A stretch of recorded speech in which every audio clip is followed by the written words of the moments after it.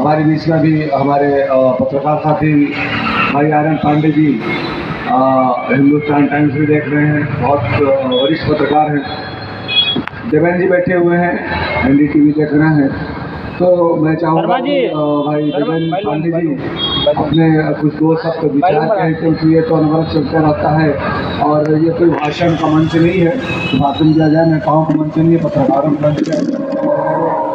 साथी पत्रकार साथी आते रहते हैं, यहाँ पे अपने विचार देते रहते हैं। तो मैं चाहूँगा कि हमारे भाई देवेंद्र पांडे जी, देखिए प्रदूषण की लड़ाई है, रोजगार की लड़ाई है, प्रेस क्लब की लड़ाई है।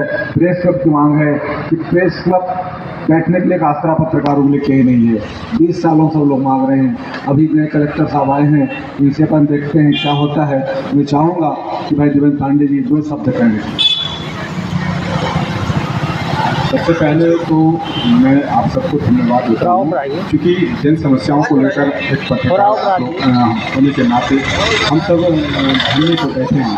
तो ये जो है धरने पर बैठे हैं और हम लोग की जो मांगे हैं, 3 प्रमुख मांगे हैं और जायज़ मांगे हैं, कोई बहुत बड़ी मांगे भी नहीं है। जिला प्रशासन को इस मांगों पर त्वरित ध्यान देने की ज़रूरत है और जब तक ध्यान नहीं देंगे तब तक ऐसे ही अनिश्चितकालीन धरने पर हम लोग लगातार बैठे रहेंगे। और ये जो लड़ाई है हम लोग की जन समस्याओं को लेकर लड़ाई है, इसमें जन का मुद्दा भी जुड़ा हुआ है, क्योंकि प्रदूषण आज जो है इस सिंगरौली में सबसे भयावह स्थिति में है। प्रदूषण से हर व्यक्ति कहीं न कहीं प्रभावित है और प्रदूषण की वजह से जो खासकर सिंगरौली में सबसे ज़्यादा बीमारियों का जो ग्राफ है बढ़ा हुआ है।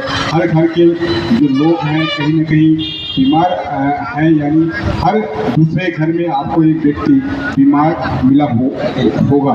तो यह जो स्थिति है ये प्रदूषण के कारण स्थिति यहाँ पर बनी है और प्रदूषण की लड़ाई जो है हम लोग लड़ रहे हैं।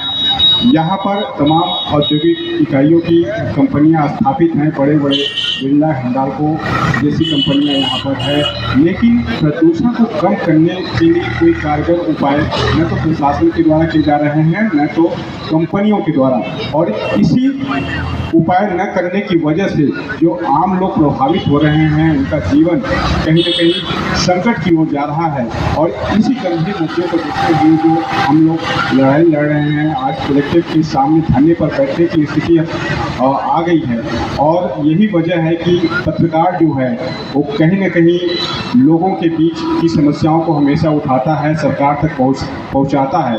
और आज जो लोगों की समस्याएं हैं वो पत्रकार कहीं न कहीं धरने के माध्यम से, अनिश्चितकालीन धरने के माध्यम से बैठकर हम लोग सरकार को जगाने का काम कर रहे हैं। साथ ही पत्रकार देखिए हर वर्ग के लोगों के लिए लड़ता है, हर वर्ग के लोगों की लड़ाई लड़ता है। समाज में जो घटित घटनाएं होती हैं उसको सरकार तक पहुंचाने का काम करता है। लेकिन सबसे बड़ी बात यह है कि पत्रकारों को आखिर क्या मिलता है सरकार से?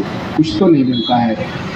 पत्रकारों की एक छोटी सी मांग है कि कम से कम एक बैठने के लिए प्रेस क्लब की स्थापना यहाँ पर हो जाए, प्रेस क्लब का निर्माण हो जाए। तो ये बहुत छोटी सी मांग है, हालांकि प्रशासन चाहे तो जल्दी ही इस मांग को पूरा कर सकता है। बहुत बड़ी प्रशासन के लिए बात नहीं है। प्रेस क्लब की जो हम लोग मांग रखे हैं, तो ये सभी पत्रकारों को ध्यान में रखते हुए यह मांग जो है ये रखा गया है। तो ऐसे गंभीर जो विषय है इस पर तत्काल प्रशासन को ध्यान देने की ज़रूरत है, ताकि जो पत्रकार यानी चौथा खंभा होता है लोकतंत्र का, इसको धरने पर बैठने की आवश्यकता न पड़े। और ख़ासकर पत्रकार भी नहीं बल्कि जो आम लोग भी हैं वो भी अगर धरने पर बैठे हैं तो तत्काल प्रशासन को ध्यान देने की जरूरत है कि आगे धरने पर बैठने की स्थिति निर्मित क्यों हो रही है, क्यों उनकी मांगों, बहुत बड़ी तो मांग है नहीं, छोटी छोटी मांगे हैं। मांगे पूरी कराना ये प्रशासन की जिम्मे है। प्रशासन चाहे तो इसको तत्काल पूरी करवा सकता है, लेकिन प्रशासन क्यों नहीं करा रहा है? क्या ऐसी मजबूरी है प्रशासन की? फंड की कमी नहीं है अपने ज़िले में, क्योंकि डीएमएफ जैसे फंड जो है यहाँ पर है, और डीएमएफ इसीलिए है कि यहाँ का विकास हो सके, लेकिन वह विकास इस गांव का जब किसी के हित में न हो। प्रदूषण से हर व्यक्ति परेशान है, लेकिन प्रदूषण की समस्या के लिए प्रशासन क्या कर रहा है, सरकार क्या कर रहा है, प्रदूषण से निपटने के लिए कौन से ऐसे यंत्र लगाए गए हैं, कौन से प्रदूषण से निपटने के लिए कौन सा ऐसे कारगर उपाय किए गए हैं? कुछ भी नहीं। सिर्फ नाम पर जो है, विकास के नाम पर बड़े बड़े फंड खर्च किए जाते हैं, लेकिन हकीकत में जो विकास होता है ना, वो भ्रष्टाचार की भेंट चढ़ जाता है। विकास जो है कहीं दिखता नहीं है, दिखता है सिर्फ पैसे आते हैं, और पैसे भ्रष्टाचार में कहीं न कहीं हजम हो जाते हैं। और यही वजह है कि आज लोकतंत्र का चौथा खंभा जो है, धरने पर जन समस्याओं को देखते हुए धरने पर बैठने के लिए लोकतंत्र के चौथे खंभे को मजबूत होना पड़ रहा है। यह बहुत ही बड़ा गंभीर विषय है, और प्रशासन के सामने हम लोग धरने पर बैठे हैं। तो प्रशासन 3-4 दिन आज धरने पर बैठे हो गया, कोई भी प्रशासन के व्यक्ति यहाँ पर नहीं आया। यह भी एक विषय गंभीर है, क्योंकि प्रशासन के सामने, कलेक्ट्रेट के सामने अगर कोई धरने पर बैठा है, तो सबसे बड़ी जिम्मेदारी प्रशासन की बनती है कि हम जाकर उसकी समस्याओं को देखें कि आखिर किस लिए धरने पर बैठा है। तो ये जो है मुद्दा है, प्रशासन को तत्काल कहीं न कहीं इस पे आगे आना चाहिए, और जो गंभीर मुद्दे हैं उस विषय में बात करके समस्या का हल निकालना चाहिए। धन्यवाद। हमारे साथ में द्विवेदी जी मौजूद हैं, ये अब आगे की बात रखेंगे।